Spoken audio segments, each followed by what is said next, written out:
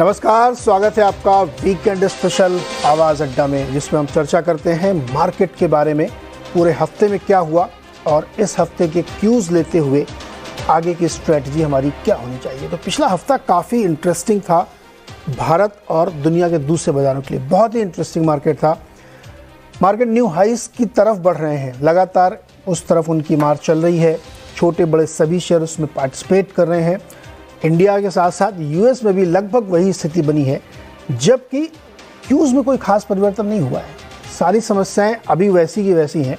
या तो बाजार इस उम्मीद में चल रहा है कि वो प्रॉब्लम सॉल्व हो गई हैं, या उसको ऐसा लगता है कि इन प्रॉब्लम्स को इतना ज़्यादा वैल्यू देने की ज़रूरत नहीं है, क्योंकि यूएस में भी आप देखें या इंडिया में भी देखें कोई खास चेंज नहीं। हाँ, इंडिया के संदर्भ में आप ये ज़रूर कह सकते हैं कि यहाँ पे इकोनॉमिक इंडिकेटर्स कंफर्ट जोन में है। इन्फ्लेशन नीचे आ गया है, क्रेडिट पॉलिसी आई, मॉनेटरी पॉलिसी में रेट पॉज कर दिए गए और एक अच्छी पिक्चर दिख रही है हमें ग्रोथ के लिहाज से, क्योंकि जीडीपी के नंबर्स बहुत ही अच्छे इंप्रूव होकर आए थे। ऐसे में हम सब की अप्रोच क्या होनी चाहिए, मार्केट को हम कैसे अप्रोच करें, इस हाई के मार्केट में क्या रणनीति हमारी होनी चाहिए। एक तो हम इस पर बातचीत करेंगे, आज हमारा एक बड़ा टॉपिक ही होगा। दूसरा टॉपिक ये होगा कि हम अगर देखें तो सेक्टोरली तो बहुत सारे ऐसे सेक्टर्स हैं जो हाई बना रहे हैं। बिल्कुल, आप कैपिटल गुड्स देखिए, बैंक देखिए, एफएमसीजी देखिए, ज़बरदस्त सब में तेज़ी है। तो अगर हम सेक्टोरली कोई चीज़ देखना चाहें या किसी स्टॉक की तरफ देखना चाहें तो कहाँ देखें? सब तो भाग चुके हैं, तो वहाँ पे कहाँ हमारे लिए क्या अपॉर्चुनिटीज़ बनती हैं। और एक तीसरा टॉपिक है जो हमारा सुदीप जी से खास चर्चा होने वाली है कि आईईएक्स का शेयर क्यों इतना गिरा, क्यों इतना पिटा, उसके पीछे क्या खबर थी, उस पर बातचीत करेंगे सुदीप जी से, जो आज हमारे मेहमान हैं। सुदीप बंदोपाध्याय जी मार्केट एक्सपर्ट हैं, साथ ही राहुल अरोड़ा निर्मल बंग इंस्टीट्यूशनल इक्विटीज़ के सीईओ और अनुराग सिंह अमेरिका से जुड़े हैं, एनसेट कैपिटल के फाउंडर एंड पार्टनर। आप सबका सर बहुत बहुत स्वागत है। एक एक टॉपिक लेते हैं। पहले तो ये न्यू हाई की तरफ जो बाजार गया है, ये क्यों गया है सुदीप जी? क्यों गया ये बाजार में? ऐसा क्या बदल गया कि बाजार एकदम न्यू हाइस की तरफ बढ़ता था? और भारत नहीं, अमेरिका में भी, वहां पर भी वही हालत थे। देखिए, जो मुझे लगता है कि ग्लोबली इन्वेस्टर्स रिस्क अवर्स बीच में थोड़ा हो गए थे। फिर जैसे जैसे यूएस में ऐसा माहौल बन गया है कि यूएस फेड शायद और इंटरेस्ट रेट ज्यादा नहीं बढ़ाएगा, पॉज आएगा, या ज्यादा से ज्यादा और एक बार शायद 25 बेसिस पॉइंट रेट बढ़ सकता है। तो एक लेवल पे इन्वेस्टर्स का ये कंफर्ट दिख रहा है कि we are at the end of the hiking cycle. तो जो भी होना था, जो भी इंटरेस्ट रेट हाइक होना था, वो शायद ओवर और may be maximum 25 basis point और होगा। तो वहां से इन्वेस्टर कंफर्ट ड्रॉ कर रहे हैं कि इसके बाद द रेट रिडक्शन का प्रोसेस चालू होगा इकोनॉमी को सपोर्ट करने के लिए। और दूसरी बात, एक अजीब सा पैराडॉक्स है, पर दूसरी बात यह भी है कि यूएस में जैसा रिसेशन या जैसा क्राइसिस का माहौल उम्मीद किया जा रहा था, वो हुआ नहीं। अभी भी यूएस इकोनॉमी लगभग ठीक ठाक चल रहा है, क्राइसिस का माहौल नहीं है, जॉब के जो आंकड़े आ रहे हैं वो अच्छे आ रहे हैं। तो ये सारे देखते हुए एक इन अ डिफरेंट वे इन्वेस्टर्स का एक कंफर्ट भी आ रहा है कि इकोनॉमी का हालत भी शायद बहुत बुरा नहीं होगा। और जो लैंडिंग की बात होती है, हार्ड लैंडिंग के बजाय सॉफ्ट लैंडिंग होगा इस फेज में भी, और ये इन्वेस्टर्स को एक्साइट कर रहा है। इसी के कारण यूएस में इंडेक्स बहुत अच्छा चल रहा है, मार्केट में अच्छा खासा ट्रैक्शन है, और साथ में ग्लोबली अदर मार्केट्स में भी जैसे इंडिया में भी अच्छा ट्रैक्शन है। नाउ यूएस के मार्केट के बारे में और एक चीज मैं कहना चाहूंगा, हालांकि इंडेक्स में बहुत अच्छा परफॉर्मेंस देखने को मिला, पर अगर उसको थोड़ा ग्रैन्युलर डिटेल में देखें तो शायद ये साफ दिखेगा कि वाइल जो 5-6 जो टेक रिलेटेड स्टॉक्स है, वहां पे बहुत अच्छा परफॉर्मेंस हुआ है और वही इंडेक्स को खींच के ले गया यूएस पे। बाकी जो इकोनॉमी फेसिंग स्टॉक्स है, वहां पे इतना कुछ अच्छा प्रदर्शन नहीं रहा। हाँ, बहुत ज्यादा खराब भी प्रदर्शन नहीं हुआ, 1-2% ही अपवर्ड मूवमेंट हुआ है वहां पे। जो ओवरऑल इंडेक्स का स्थिति है, इंडेक्स इतना अच्छा दिख रहा है, इसका कारण वो टॉप 5-6 जो काउंटर्स है, आप जो टेक स्टॉक्स है, दिग्गज टेक स्टॉक है, उन्हीं का परफॉर्मेंस। अब इंडिया की अगर बात करें एक संक्षेप में, इंडिया में मैक्रो पैरामीटर्स जैसे आपने भी जिक्र किया अच्छा दिख रहा है। इंडिया में कॉर्पोरेट परफॉर्मेंस जो लास्ट क्वार्टर के हैं वो भी एक्सपेक्टेशन से बाय एंड लार्ज बेटर ही आए हैं। और उम्मीद अभी भी ये है कि मॉनसून भी शायद ठीक ठाक हो जाएगा। अगर ये सारे संकेत एक साथ रख दिया जाए तो लगता है कि इंडियन इकोनॉमी भी अच्छा चलना चाहिए अगला 1-2 साल। डेफिनेटली उसके आगे भी शायद चलेगा, पर अगला 1-2 साल के लिए इकोनॉमी अच्छा लग रहा है। और रूरल डिमांड में जो प्रॉब्लम था वो भी थोड़ा दूर होते हुए दिख रहा है, क्योंकि जो इनिशियल ट्रेंड है रूरल डिमांड का वो भी पॉजिटिव आ रहा है इस क्वार्टर में। तो ओवरऑल माहौल पॉजिटिव है, इसीलिए मार्केट ऊपर जा रहा है। हाँ, एक ऊपर लेवल पे थोड़ा बहुत प्रॉफिट बुकिंग देखने को मिल रहा है, but I would say that is par for the course. Sudeep sir, एक बड़ी इंटरेस्टिंग चीज हुई है अमेरिका में पिछले दिनों। वो 7 स्टॉक हैं जो S&P को और नैस्डैक को खींच रहे थे, बाकी 493 -1 का रिटर्न दे रहे थे।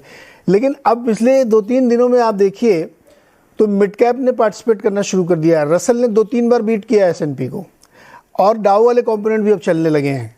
तो मतलब ना, खरबूजे देख के खरबूजे का रंग बढ़ रहा है, वहां भी रैली शुरू हो गई दूसरे वाले स्टॉक्स में भी। क्या जी नीरज जी, मेरे लिए क्वेश्चन है? जी जी, आप ही के लिए।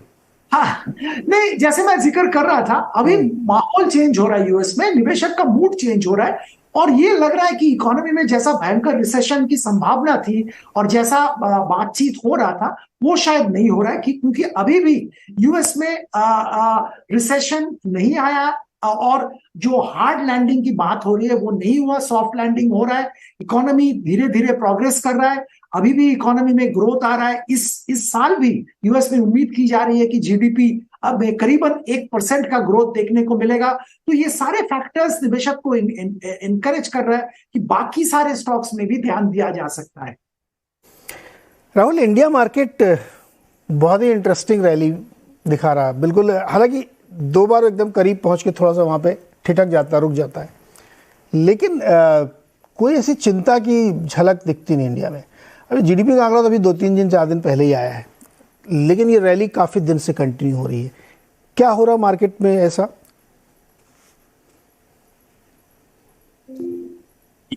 ये मेरे लिए है नीरज जी? जी जी राहुल, आपके लिए। अच्छा, नहीं तो आई थिंक मैं सुदीप जी की बात से काफी हद तक सहमत हूँ Neeraj ji. I think last year अगर आप दिवाली से देखें तो चर्चा हो रही थी कि यूएस रिसेशन में जाने वाला है। ये साल आधा ऑलमोस्ट खत्म हो चुका है और रिसेशन की कोई वैसे खास आशंका दिखे नहीं रही है। I think it's going from strength to strength. Last जो जॉब्स डेटा भी आई है बहुत ही तगड़ी आई है। तो आई थिंक ठीक है, उनका जो लास्ट जीडीपी प्रिंट आया था 1.1% था, लेकिन कॉन्ट्रैक्शन तो बहुत दूर लग रहा है फिलहाल। तो आई डोंट नो अगर वो कॉन्ट्रैक्शन आएगा भी तो एक तरफ से मार्केट आगे निकल चुका है। आई थिंक अगर आप मोस्टली सेल साइड के वैल्यूएशंस देखें नीरज जी, तो आई थिंक वो FY25 पे ऑलरेडी जा चुके हैं। I think we probably seen the peak of FD rates in India. कुछ बैंकों ने आई थिंक एफडी रेट्स घटाना भी चालू कर दिया है। तो आई थिंक एक तरफ से जो आरबीआई और फेड की कमेंट्री है उस तरफ उसको मद्देनजर ऐसे ही लगता है कि इंटरेस्ट रेट हाइक्स अभी ज्यादा आने नहीं वाले।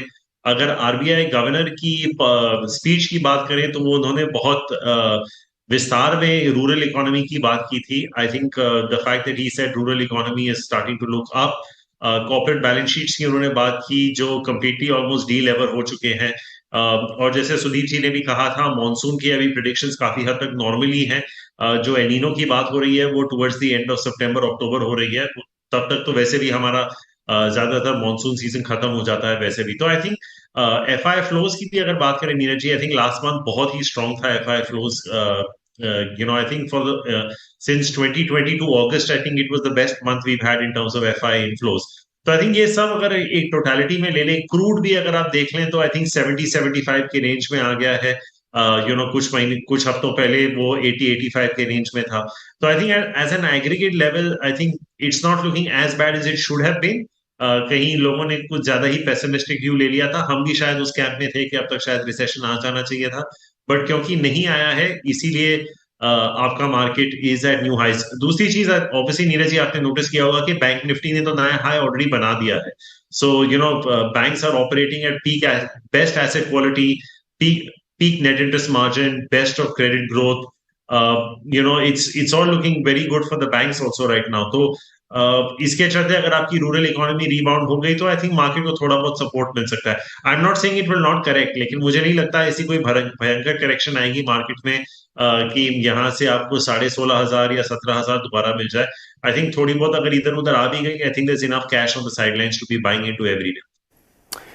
तो यानी आप ये कह रहे हैं कि ये जो तेज़ी है ये एक स्ट्रक्चरल है, क्योंकि मॉनसून से बहुत निराशा की उम्मीद नहीं है, रूरल इकोनॉमी में रिवाइवल देखने को मिल रहा है, अर्निंग ग्रोथ भी ठीक रही है। 500 स्टॉक अगर देखें एमएनएससी की तो उसमें से मोर देन 50% ने अच्छा रिजल्ट दिया। बैंक ने तो खैर बहुत ही अच्छा दिया। तो इसलिए अब वो उम्मीद नहीं रखनी चाहिए कि बहुत मार्केट में बड़ा एक करेक्शन आएगा, राइट?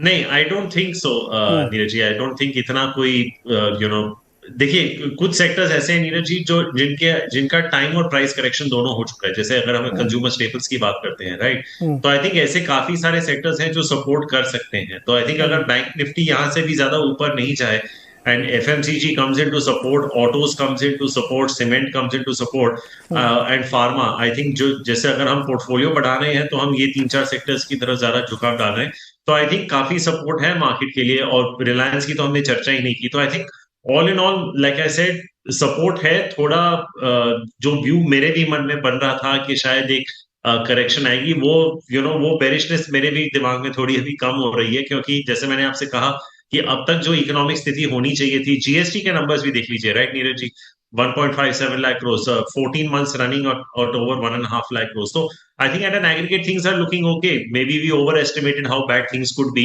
नहीं हुआ. It's good for us. It's good for business. We should smile and take it forward and hope it keeps going higher. बिल्कुल बिल्कुल ऊंचाई जाना चाहिए। लेकिन अनुराग जी, आपके देश में बहुत ही गजब डिवीजन है ना। नोमुरा कुछ कहता है, मॉर्गन स्टैनली कुछ कहता है, बीएनओ और कुछ कहता है, गोल्डमैन सैक्स फिर से एक और बात अलग कहता है। अब जैसे हमारे सामने दो हैं, नोमुरा की और मॉर्गन स्टैनली की एकदम ताज़ा बातचीत। वो कह रहा है, नोमुरा कह रहा है कि नहीं, मेरे को तो लगता है कि अमेरिका में रिसेशन बिल्कुल कुछ चीज़ों में आ चुका, कुछ में आने वाला है। मॉर्गन स्टैनली बिल्कुल नहीं मानते ये बात को। लेकिन आपके मार्केट ने भी कमाल किया है।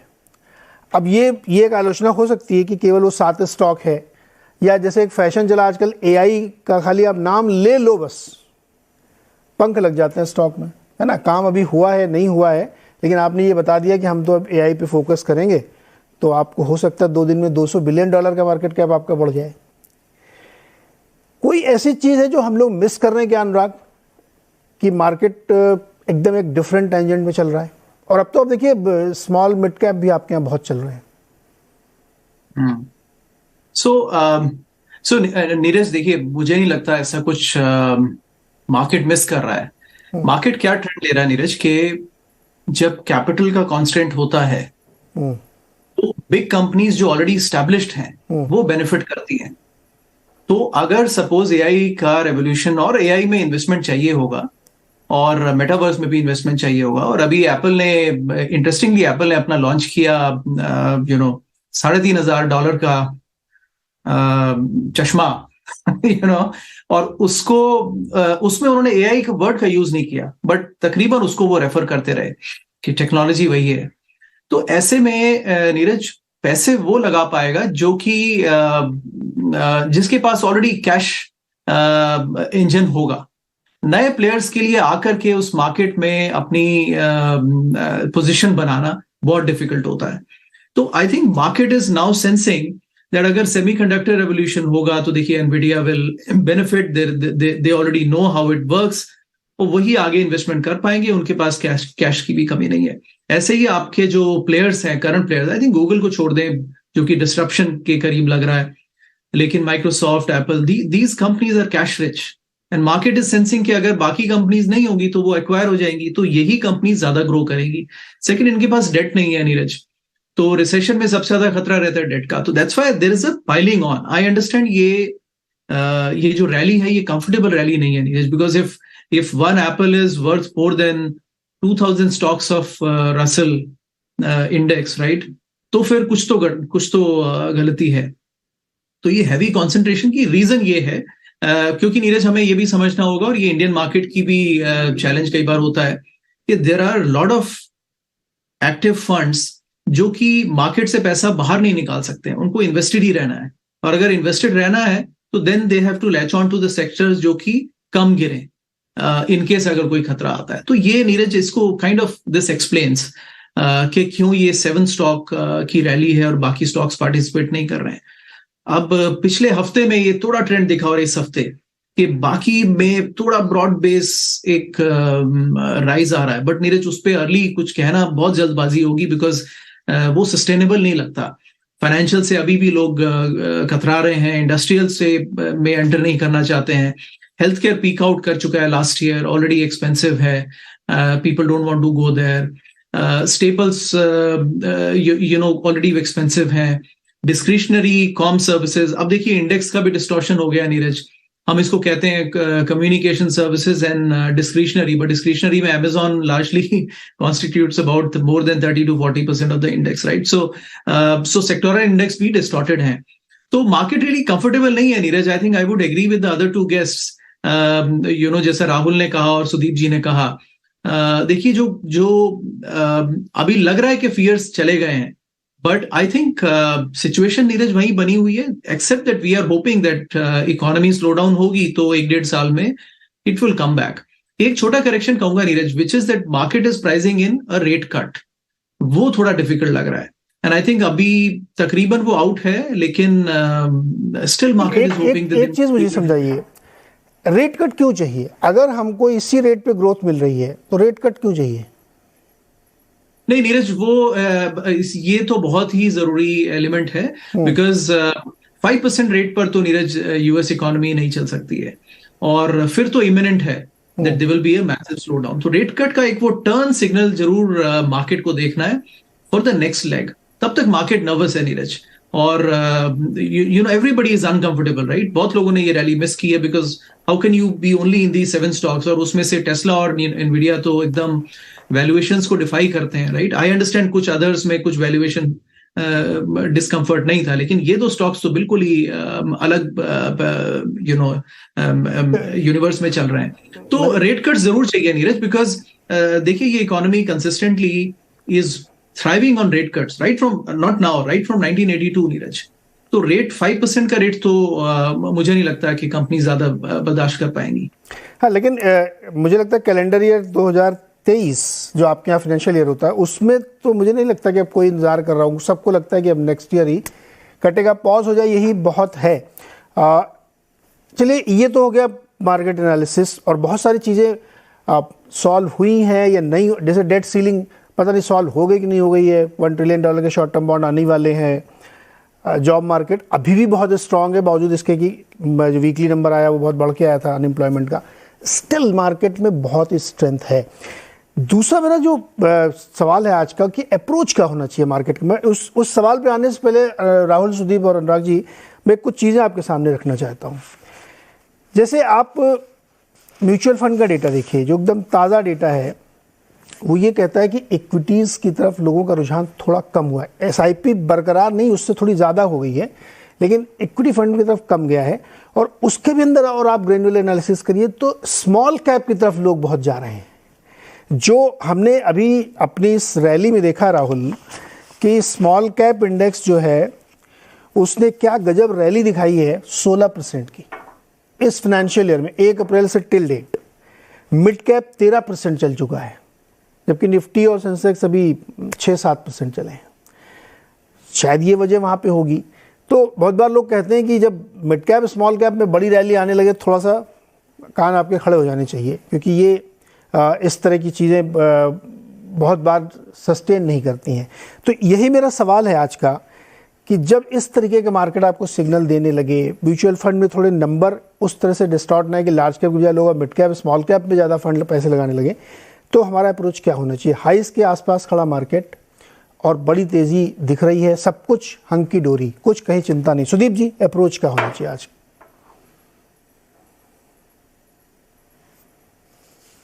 सुदीप सर, आपसे है सवाल। देखिए, मैं तो ये जरूर कहना चाहूंगा नीरज जी कि आप जो कह रहे हैं सब ठीक कह रहे हैं, और ये जो आंकड़े म्यूचुअल फंड के आए हैं, जो आप जिसका आप विश्लेषण कर रहे थे, इसमें मैं एक चीज कहना चाहूंगा कि जो रिटेल इन्वेस्टर्स हैं एक तरह से प्रॉफिट बुक भी कर रहे हैं। जो इक्विटी फंड्स में अच्छा खासा पैसा बन गया वहां पे शायद बुक कर रहे हैं, और स्मॉल कैप की तरफ उनका नजर आ रहा है क्योंकि वहां पे अभी भी वैल्यूएशन अट्रैक्टिव लग रहा है, तो वहां पे शायद मूव कर रहा है पैसा। तो आई थिंक ये जो ट्रेंड है इसको शायद ऐसे एक्सप्लेन कर सकते हैं। पर एक लेवल का मेच्योरिटी निवेशक के पास भी आया है, इसीलिए जो एक जमाने में देखने को मिलता था, जो मार्केट थोड़ा बहुत गिरता था सब लोग निकलते थे मार्केट से, वो बात नहीं हो रहा है। मार्केट में अभी भी इनफ्लोज आ रहे हैं। हाँ, एक ऑल टाइम हाई के आसपास मार्केट है, तो थोड़ा बहुत प्रॉफिट बुकिंग मेरे ख्याल से कोई बुरी बात नहीं है। और निवेश की अगर बात करें इस लेवल पे, तो हमारा सलाह तो यही रहेगा कि इंडियन इकोनॉमी पॉजिटिव मोमेंटम है, और आने वाले दिनों में इलेक्शन आ रहा है, जनरल इलेक्शन, सरकार की तरफ से बहुत बड़ा कैपिटल एक्सपेंडिचर का ऐलान किया गया है बजट में, और हो भी रहा है। तो लगता है कि रूरल इकोनॉमी में रिवाइवल जरूर आएगा, subject to monsoon being all right. और अगर ये सब होता है तो इंडियन इकोनॉमी अगला 1-1.5 साल 2 साल की अगर बात करें तो मुझे तो लगता है बहुत अच्छा चलेगा। और अगर इकोनॉमी अच्छा चलता है, डोमेस्टिक इकोनॉमी फेसिंग सेक्टर्स में जरूर ध्यान देना चाहिए।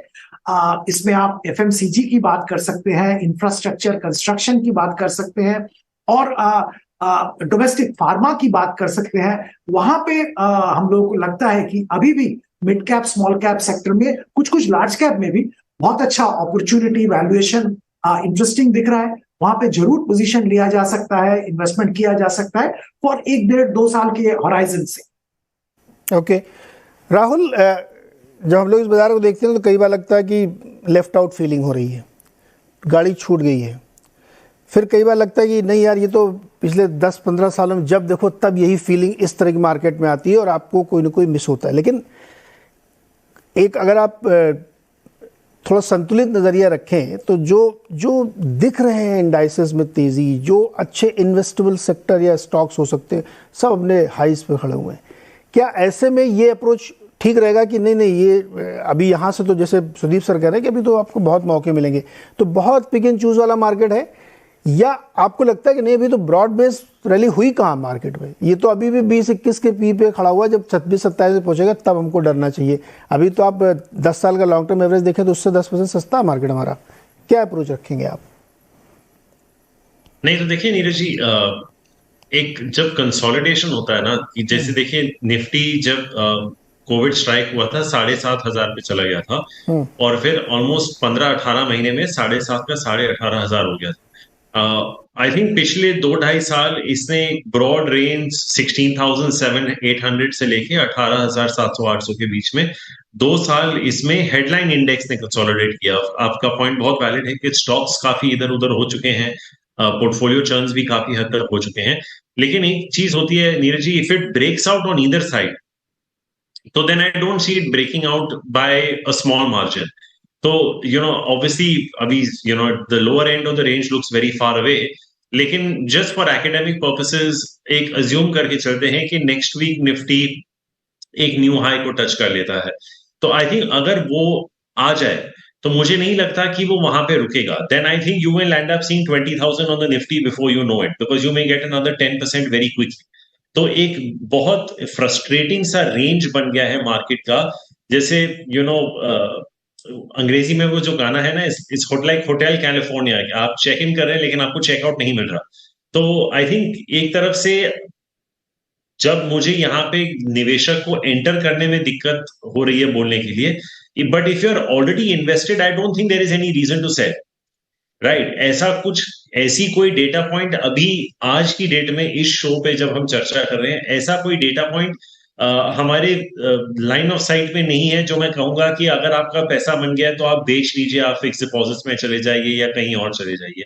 क्योंकि जैसे हमने चर्चा की थी नीरज जी लास्ट टाइम भी, आई थिंक कुछ महीने पहले आपके शो पे, कि fix deposits were becoming an interesting asset class about 8-10 months और ईयर बैक, जब इंटरेस्ट रेट हाइक का साइकिल हो रहा था।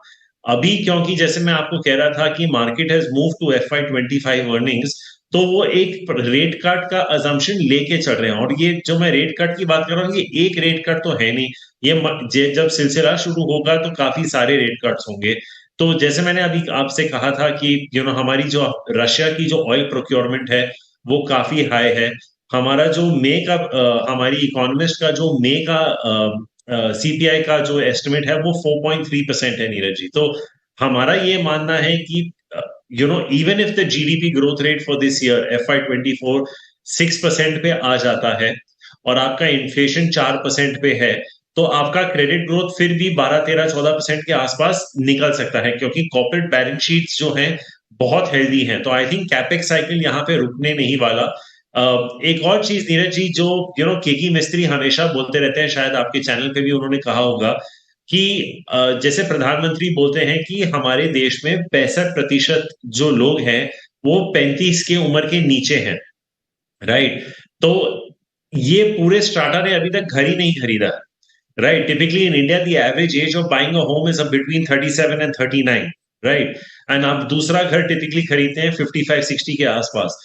तो एक पूरा डिमांड है जो बैंकिंग सेक्टर में अभी तक आया भी नहीं है, एक पूरा डिमांड है जो कंजम्पशन सेक्टर में अभी तक आया नहीं है। और consumption doesn't necessarily mean staples, it could be in auto as well.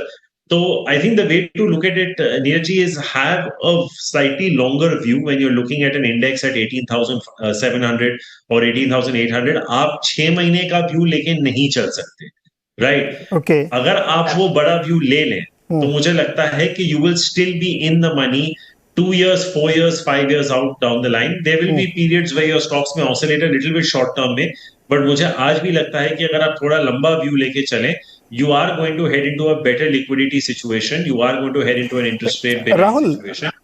And the GDP growth seems to be okay. बहुत इंटरेस्टिंग डेटा मैं आपके सामने रखता हूँ, फिर मैं अपना डेविल सर्टिफिकेट वाला रोल रखूंगा। ब्लूमबर्ग ने एक बहुत अच्छा डेटा रखा, उसने अर्निंग्स, अब नेक्स्ट लेग क्या होगा, अर्निंग्स आनी चाहिए तभी तो आप आगे बढ़ेंगे, वरना पी एक्सपेंड कैसे होगा आपका। उन्होंने जो 4-5 डेटा रखे हैं, FY 2023 में हमने कितना 828 रुपये की EPS किया निफ्टी में, 23-24 में उनको लगता है कि 947 के आसपास होनी चाहिए, तो ये अपग्रेड हो रहा है। फिर 24-25 में 1100 का वो दे रहे हैं EPS, और 25-26 में 1150 का। तो अगर हम इस साल का ही लें कि करंट फाइनेंशियल ईयर में अगर हम 940-45 के आसपास लेके आते हैं, तो निफ्टी का रफ टारगेट बैठता है 20,890। तो 20,890 का टारगेट तो वो FY 24 यानी 31 मार्च 2024 में ही दे रहे हैं। लेकिन इस पूरी जर्नी के बीच में कैच है कि 100 रुपये की EPS आपकी बढ़नी चाहिए निफ्टी की। कंसिडरिंग रिजल्ट जो हमारा अभी सीजन गया है, उसमें NSE 500 के स्टॉक्स में से 51% स्टॉक है जिन्होंने बेटर रिजल्ट दिया एस्टिमेट से, 49% ने नीचे दिए। क्या यही ट्रिगर होगा या फिर हम एक फ्यूचरिस्टिक फैंसी में रैली बनाएंगे? राहुल, ये मेरे लिए था नीरज जी? हाँ, ये आपके लिए। नहीं, तो आई थिंक नीरज जी देखिए, जब आप पोजीशनिंग की बात करते हैं मार्केट में, मैं ये मानता हूं कि 7,500 निफ्टी पे भी स्टॉक्स महंगे होंगे और 18,500 पे भी सस्ते होंगे, ये आप मान के चलिए, राइट। क्योंकि जैसे आप निफ्टी की जो EPS की बात कर रहे हैं, देखिए अगर आप फ्यूचर्स एंड ऑप्शंस कर रहे हैं तो ही आप निफ्टी खरीदते हैं, बाकी आप स्टॉक्स खरीद रहे हैं, फेयर पॉइंट। तो हमें ये देखना है कि यहां से अर्निंग्स ग्रोथ, ये जो आपने आंकड़े दिए, ये कौन दे सकता है आपको, राइट। सबसे बड़ी बात जो आप नीरज जी, हम जो नजरअंदाज नहीं कर सकते कि it may not be necessarily a top line story for India जो कि आपको 15-20% की टॉप लाइन मिले, but we are getting into a situation जहां आपका मार्जिन एक्सपेंशन बहुत हेल्दी होने वाला है, राइट। तो I think across the board, चाहे आप ऑटोज को ले लें, फार्मा कंपनीज को ले लें, कंज्यूमर कंपनीज को ले लें, सीमेंट कंपनीज को ले लें, इंफ्रा कंपनीज को, मेरे हिसाब से अगर आप FY 24-25 के मार्जिन देखें, ये 200 से हमारे यूनिवर्स में 200 बेसिस पॉइंट से 500 बेसिस पॉइंट का मार्जिन एक्सपेंशन आने वाला है। अगर आपका मार्जिन एक्सपेंशन आ रहा है, तो इसका मतलब आपकी प्रॉफिट ग्रोथ उन सेक्टर्स में जहां पे रॉ मटेरियल के भाव बहुत कम हो रहे हैं, वो ऑब्वियसली 15 से 20% होंगे, राइट। इसका ये भी मतलब है कि रिटर्न ऑन इक्विटी भी बढ़ेगी, तो then you are okay, because liquidity situation is going to be better, कि वैल्यूएशंस इनके बढ़ते जाएं। तो ये जो सेक्टर्स जो आपने अभी बताया है ईपीएस का, इसका मैं अगर ब्रेक डाउन करूं तो इसमें मेन जो ग्रोथ आने वाली है नीरज जी, ये बैंक्स, ऑटो, एफएमसीजी, फार्मा और सीमेंट से ही आने वाली, राइट। मुझे नहीं लगता इसमें आईटी का कोई ज्यादा कंट्रीब्यूशन होने वाला है। रिलायंस का ऑब्वियसली हो सकता है, मुझे नहीं लगता जो कमोडिटी प्रोड्यूसर्स हैं उनका हो सकता है, क्योंकि उनके दाम घटने वाले, राइट। जो कंज्यूम कर रहे हैं उनको फायदा होने वाला है। तो I think we need to look at people who are consuming these commodities and who are going to have that EBITDA margin expansion।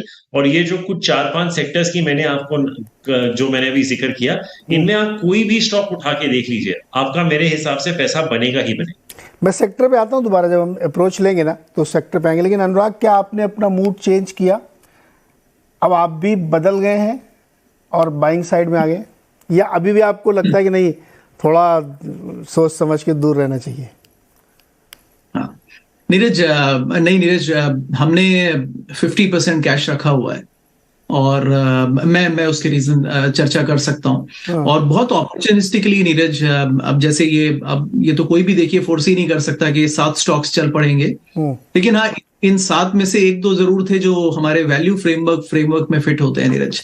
आप सब समझ सकते हैं, बट अब वो चल भी चुके हैं, लेकिन और भी चल सकते हैं। तो आई थिंक वो वैल्यू ड्रिवन स्टॉक्स पे हम नजर रखते हैं। Opportunistically we try and get there, but otherwise 50% cash है नीरज जी। देखिए नजरिया क्यों नहीं बदला है नीरज? अब देखिए मार्केट्स न्यू हाईज तो देखिए बनाएंगे, बट एक इंडिया के न्यू हाई बड़ा सेक्युलर न्यू हाई है, राइट। तकरीबन हर सेक्टर अपने हाई पर बैठा हुआ है, वर्सेस यूएस विच इज जिसमें सिर्फ एक सेलेक्ट स्टॉक्स को छोड़ के बाकी सब एक्चुअली काफी अच्छे वैल्यूएशंस पर हैं। अगर यहाँ पर देखें, हम सेक्टोरल बात करेंगे तब हम चर्चा करेंगे इस बारे में, बट अगर बिग पिक्चर देखें नीरज तो मार्केट्स न्यू हाइज बनाएंगे, but I think what we to look for is कि क्या ये नए फेज का शुरुआत है या फिर it is just a consolidation which is likely to continue. I think अगर ये हम न्यू हाइज देखें तो 2000 में भी न्यू हाइज बने थे, 2008 में न्यू हाइज बने थे। अब उसके बाद कंसोलिडेशन कितने समय तक चला? आफ्टर 2000 वो सिर्फ 2 साल चला, और उसके बाद 2002 ऑनवर्ड्स क्योंकि रेट कट्स फिर से शुरू हो गए थे तो वापस से मार्केट चल पड़ा। फिर रेट्स बढ़ाए भी फेड ने, लेकिन तब तक फाइनेंशियल्स काफी आगे निकल चुके थे और their other policies which were supporting. But 2008 के बाद में एटलीस्ट यूएस मार्केट में देखे तो वो 2011-12 तक तकरीबन 4 साल का कंसोलिडेशन चला। तो आई थिंक हमें, और राहुल ने बात की नर्वसनेस की, मार्केट क्यों नर्वस है और फ्रस्ट्रेटिंगली एक रेंज में है Neeraj, because there is no next trigger to run.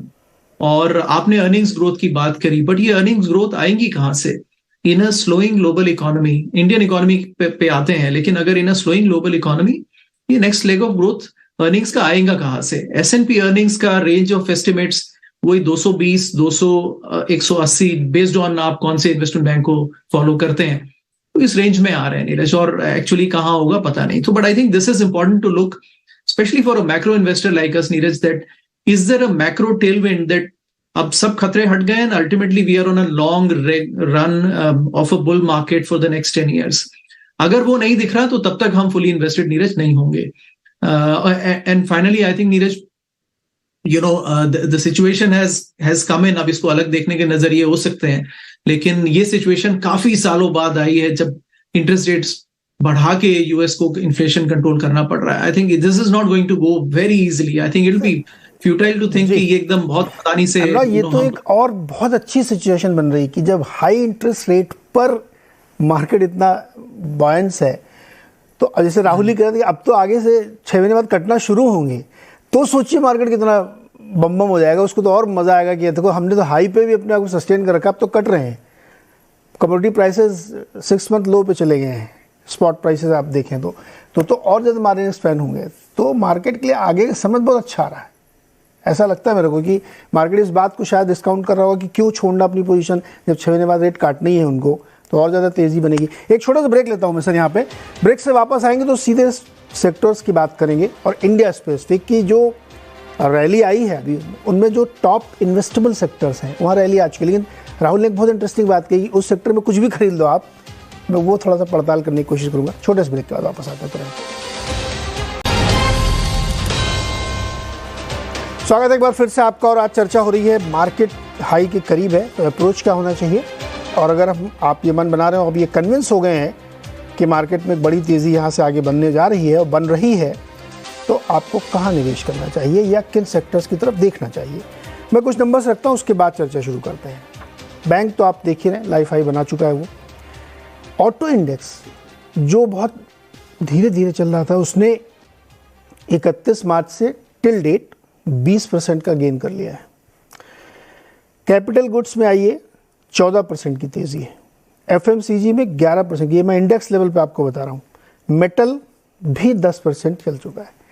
तो जब इस तरह की तेज़ी बन रही है, जिसमें सिर्फ एक आईटी है जो बेचारा भी 1% नेगेटिव में है, और उसमें तो काफ़ी पिटाई हो रही है, तो जो टॉप के सारे स्टॉक्स हैं या जो हैं उनमें तो अच्छी तेज़ी बन चुकी है। एफएमसीजी तो इसमें मेरा और राहुल का एग्रीमेंट था, मैं भी जनवरी से बहुत बुलिश था कि एफएमसीजी तो चलना ही चलना है, क्योंकि प्राइसिंग पावर उनके पास होती है, इन्फ्लेशन तो छोड़ दीजिए आप।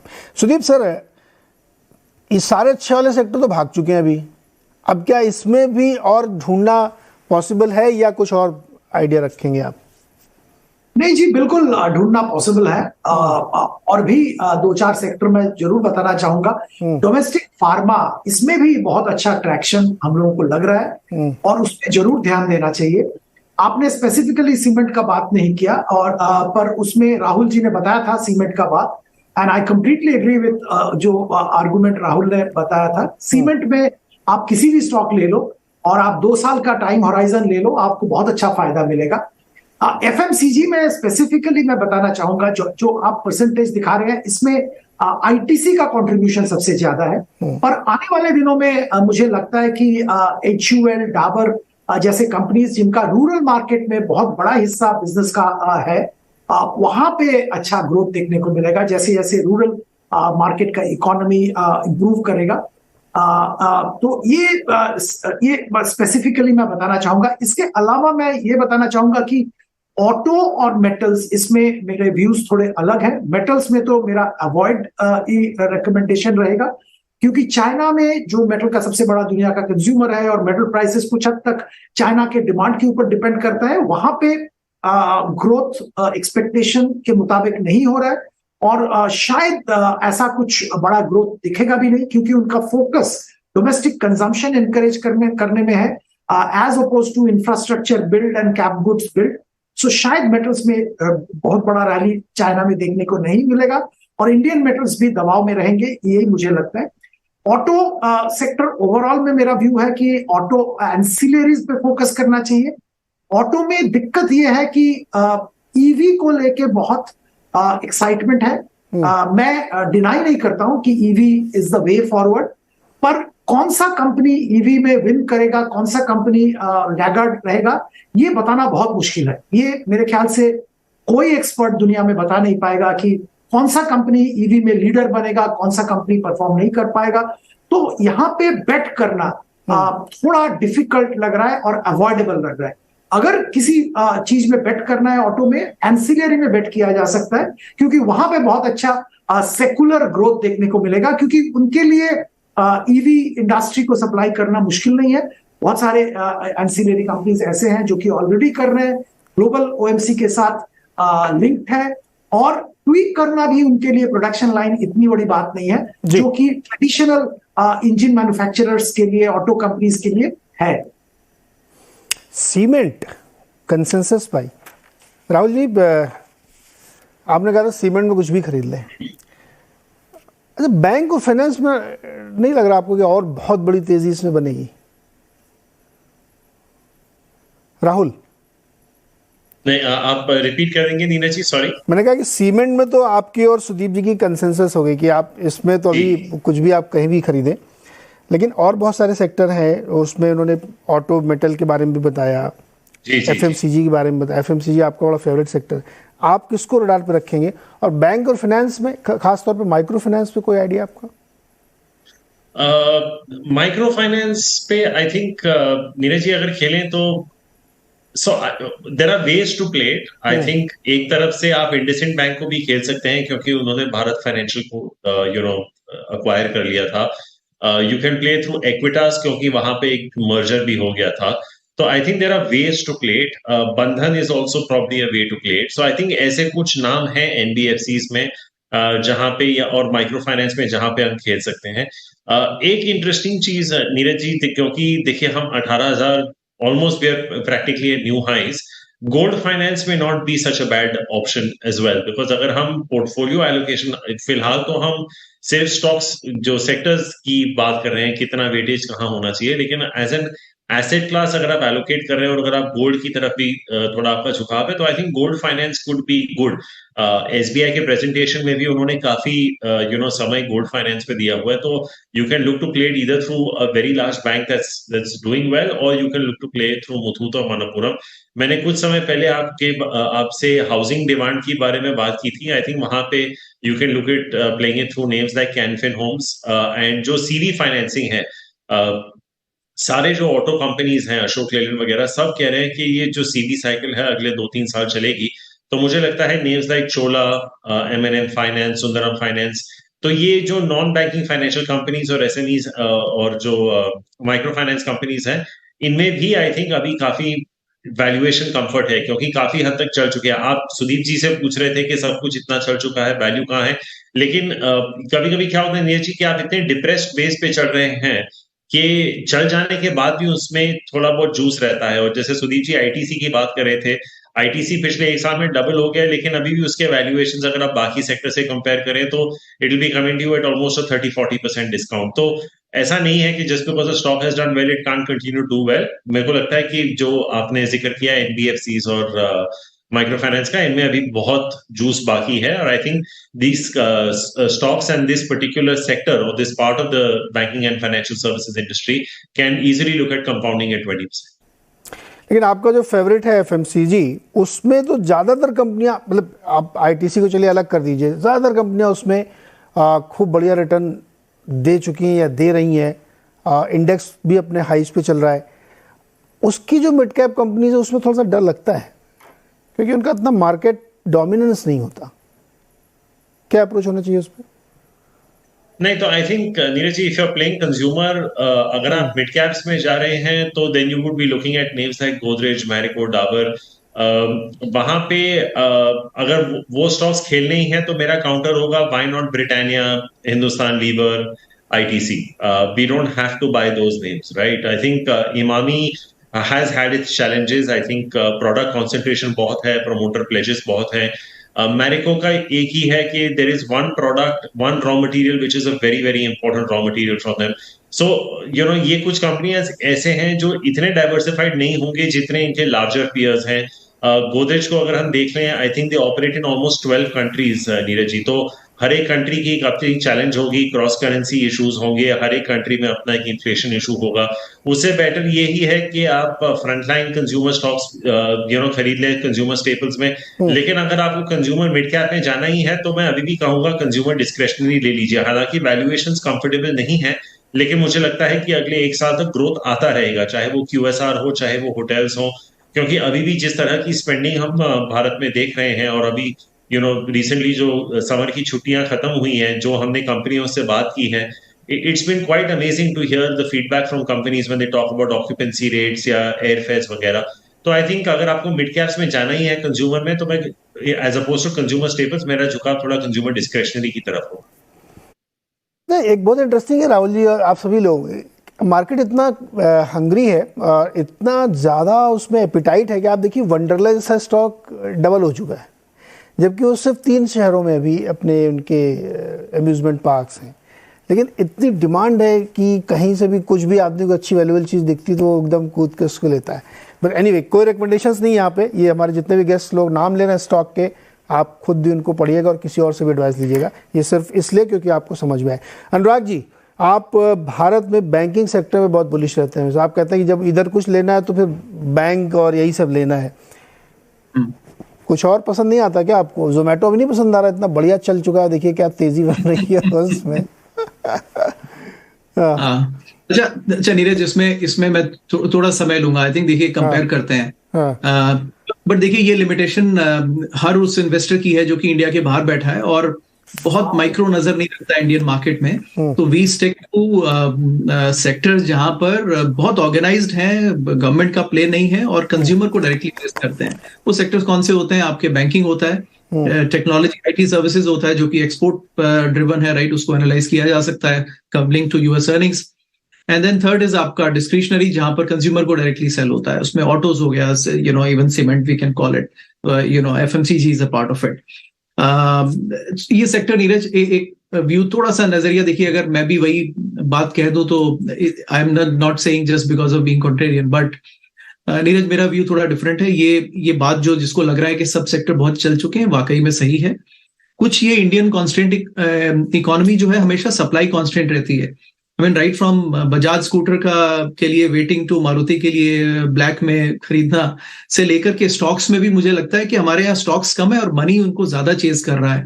तो कहीं ना कहीं उस कांस्टेंट में हम हर चीज का प्राइस बढ़ा देते हैं और वो मेरे फ्रेमवर्क में नीरज बैठता नहीं है। तो बैंक सब बहुत महंगे हो गए हैं नीरज। माई सेंसेस अगर यहाँ से नेक्स्ट लेवल ऑफ ग्रोथ नहीं आता है नीरज, तो फिर बैंक्स को भी थोड़े ठहराव की जरूरत है। आई don't C a very quick, because देखिए नीरज उसको देखना होगा कि हमारी कॉर्पोरेट लेंडिंग अब नहीं हो रही है आफ्टर 2008।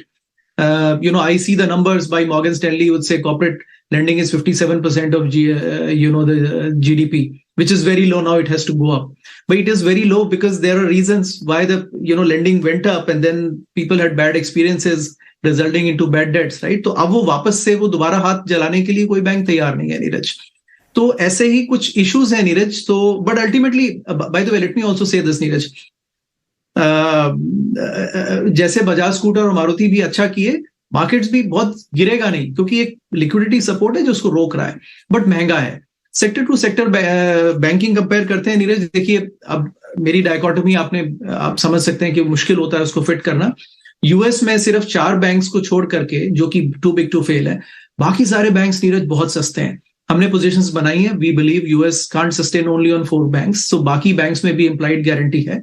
1 साल 2 साल में कब चलते हैं पता नहीं, पर जब चलेंगे डबल या ट्रिपल हो जाएंगे, वहां पोजीशंस बनती है। Indian banks very expensive, they can only play on 15% of growth in the economy, lending growth, अगर वो आती है तो उस पर नजर रखें। बट यहाँ पे बेचने की जरूरत नहीं है, लेकिन खरीदने की भी बहुत जल्दबाजी करने की जरूरत नहीं है, स्पेशली जब मार्केट में 7% आपको फिक्स में रिटर्न मिल रहा है।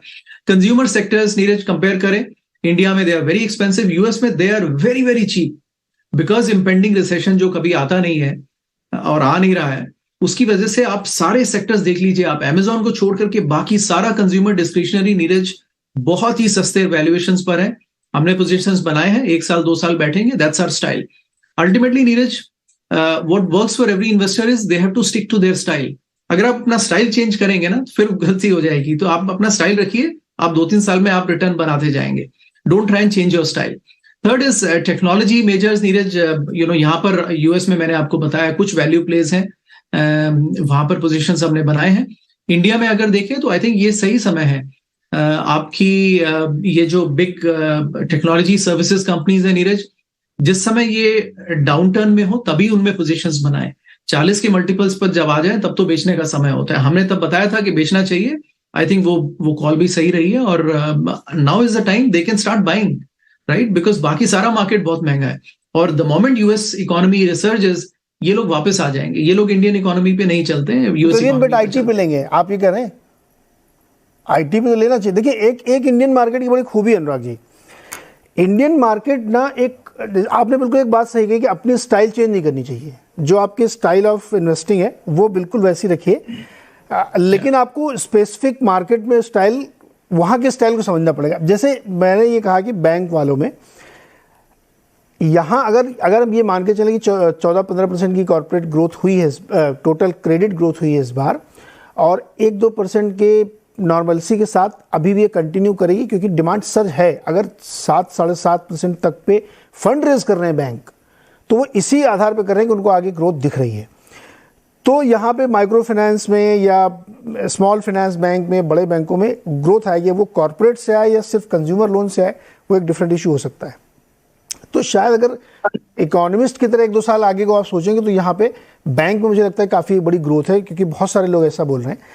आईटी में भी एग्जैक्टली वही चीज़ बन रही है कि आईटी में अब बड़े वाले स्टॉक जो है वो नीचे आ गए हैं काफ़ी। हाँ, मिड कैप में कहीं कहीं पे बड़ा फ्रेंजी दिखाई देती है, जहाँ वो अचानक से 40-50 से मल्टीपल चले गए। मैं उनको नहीं कहता मैं, लेकिन बड़े वाले स्टॉक काफ़ी नीचे हैं और वो स्टिक कर गए, वो न गिर रहे हैं न चल रहे हैं, वहीं पे खड़े होंगे वो। हाँ, सो नीरज क्विक नजरिया, आई थिंक बहुत तीनों सवाल बहुत रेलेवेंट है, I think I should have touched. Neeraj, ये जो फाइनेंस में ना, ये जो micro finance and all this ना, मेरा ये फर्म बिलीफ है Neeraj, and this is my strategy, I might be wrong, I might miss one big player here, but sorry in the sense that कोई एक चल जाए तो मुझे नहीं पता, मैं उसको मिस करने को तैयार हूं। जैसे मैंने बोला कि I am ready to miss Nvidia if doesn't fit my framework. Neeraj, banking में ना ये बॉटम ऑफ द पिरामिड नहीं चलता है, because banking is a business जहां पर आप पैसा देते हैं क्रेडिट पर और उसको वापस लेना होता है आपको। तो ये bottom of the pyramid FMCG में स्मॉल सेशेस बना के चल जाते हैं, छोटे साबुन शैम्पू बना देते हैं, वहां चल जाएगा। लेंडिंग में अक्रॉस द ग्लोब आप देखें नीरज, कहीं भी बॉटम ऑफ द पिरामिड काम नहीं किया है, और वो हमेशा ही it ends up very badly. और हमें मतलब एमबीए दिनों से मैं वो माइक्रो फाइनेंस की बांग्लादेश में स्टोरी सुनता हूं, क्या हुआ उसका, Grameen Bank and all this, right, वो कभी भी बड़ा नहीं बनता नीरज। तो always be very scared if a bank grows too fast. Second, it goes into microfinance. Banking में is always money lies where the money is, which is at the top. Bottom of the pyramid banking में नहीं चलता है। तो I would stay away, Neeraj, from those companies or those dreams which are trying to be built upon. Second, Neeraj, Indian story is broadly about big companies. देखिए US में भी broadly 60-70% of the market share her sector में top 3-4 players के पास में है। India में भी तकरीबन वही स्टोरी है। जो आईटी प्लेयर्स करंटली जो है ना, वो नीरज और बड़े बनेंगे, लेकिन और वो प्राइस डिस्काउंट देके भी डील उठा सकते हैं, लेकिन ये जो मिड कैप आईटी है ना, ये इन अ प्राइस कांस्टेंट एनवायरनमेंट, ये लोग नीरज एक साइज से ग्रो नहीं कर पाएंगे। So there is a size advantage that these big 3 technology services in India have, big 3, big 4 और big 5, but not beyond Neeraj. उसके आगे मुझे नहीं लगता कि वैल्यूएशन। तो ये आपको सही कहना है कि अप्रोच आपको उस तरीके का रखना चाहिए, डेफिनेटली। अरे एक सवाल बहुत इंपॉर्टेंट है सुदीप जी आपके लिए। थर्ड पॉइंट, सॉरी नीरज, एक बहुत ब्रीफली रखिएगा सर। हाँ, बहुत ब्रीफली। हाँ sorry Neeraj, new age companies आपने पूछा नीरज। नहीं, वो तो मैंने ऐसे जोकिंगली पूछा था आपसे, नॉट वेरी सीरियस। हाँ तो नीरज, जोमेटो बोलिए, जोमेटो बोलिए, it's no Neeraj, these companies will not make money. ये सिर्फ आप देखिए नई नई स्टोरी आएंगी, वो फिर से नई कहानी कोई आ जाएगी। अल्टीमेटली इनका 75% शेयर अभी भी प्राइवेट इक्विटी के पास है। वो हर साल एक झोले में से नई स्टोरी निकालेंगे और अपना स्टेक ऑफलोड करेंगे, अल्टीमेटली रिटेल कंज्यूमर को महंगे में देंगे। I shun the mutual funds which are buying these stories, and they are doing disservice to the retail investors. They should stay away from it. These companies will not make money for next 5 years, Neeraj. Okay. They will not make money. Okay, sir, अनुराग रोकूंगा मैं आपको। Sir Sudeep जी, बहुत quickly मेरे जवाब दीजिए। IEX में जो आज हुआ, डू यू एग्री कि ऐसा होना चाहिए? बिल्कुल नहीं नीरज जी। आई थिंक पहली बात तो है, IEX में कुछ दिनों से परफॉर्मेंस का प्रॉब्लम चल रहा था, पर ये जो हुआ, जो पूलिंग के जरिए प्राइस डिस्कवरी होगा, उससे IEX का बिजनेस रैशनल में ही क्वेश्चन आ जाता है, क्योंकि वो प्राइस डिस्कवरी अगर उन IEX के पास नहीं रहा तो IEX का यूटिलिटी क्या रहेगा। अगर पूल करके बाकी सब एक्सचेंज के साथ पूल करके सेंट्रली कोई अदर मैकेनिज्म के जरिए प्राइस डिस्कवरी हो, तो फिर IEX का रोल ही खत्म हो जाता है। तो आई थिंक एक बहुत बड़ा सवाल खड़ा हो जाता है, जो रेगुलेटरी जो फियाट, ये कैसे अचानक ऐसे आता है, शेयर होल्डर्स है, लिस्टेड स्पेस में है, तो थोड़ा कंसर्न आता है investor, as an investor, as a market expert, कि ऐसे स्टेप्स शायद नहीं लिए जाने चाहिए। ये बहुत सोच समझ के ऐसे स्टेप्स अनाउंस भी करने चाहिए। शायद जो कंपनी की तरफ से बयान आया कि कंसल्टेशन होगा, इस पे फिर फाइनल डिसीजन लिया जाएगा, शायद ऐसे ही होगा, पर ऐसे अनाउंसमेंट्स भी नहीं आने चाहिए। ऐसे अनाउंसमेंट नहीं आने चाहिए, क्योंकि जब भी ऐसे फैसले तो उसमें इन्वेस्टर्स के लिए भी सोचना चाहिए कि आप उसके पूरे बिजनेस मॉडल पे ही क्वेश्चन मार्क अगर लगा देंगे तो बहुत दिक्कत हो जाएगी। तो मुझे लगता है कि शायद इस पे आगे हो सकता है कुछ सोचे गवर्नमेंट, या कुछ ऐसा करे भी। फिलहाल आज के लिए इतना ही। बहुत बहुत शुक्रिया आप सारे मेहमानों का जुड़ने के लिए और अपने वैल्यूएबल थॉट्स हमारे दर्शकों के साथ शेयर करने के लिए। एंजॉय करिए, हेल्थ का ध्यान रखिए। अगले हफ्ते फिर मिलेंगे। बहुत बहुत शुक्रिया।